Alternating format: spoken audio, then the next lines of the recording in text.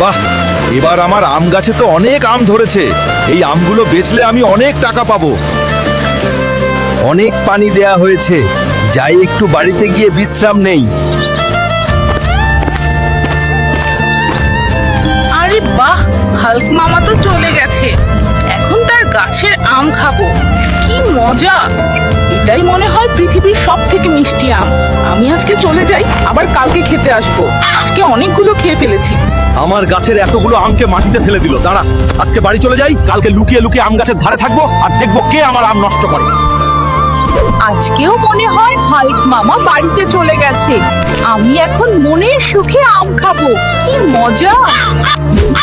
এই তো ধরে ফেলেছি, এবার পালাবি কোথায়? তুই প্রতিদিন আমার গাছের আম খেয়ে ফেলিস। হাল্ক ভাই, আমাকে মাফ করে দাও। আমি আর তোমার গাছের আম খাবো না।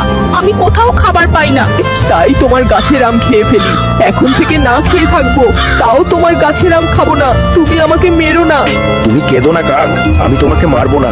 তোমার যত খুশি মন চায় তুমি এই বাগান থেকে খেও, তোমাকে এখন আর কেউ কিছু বলবে না। হাল্ক ভাই, তোমার মনটা অনেক বড়। আমি তোমাকে কখনো ভুলবো না। বন্ধুরা, আমি কি কাকটাকে ছেড়ে দিয়ে ঠিক করেছি? তোমরা কমেন্টে জানাও গল্প। আর যারা আমার মতো মাকে ভালোবাসো, তারা ভিডিওটাতে লাইক করে চ্যানেলটি সাবস্ক্রাইব করে দাও।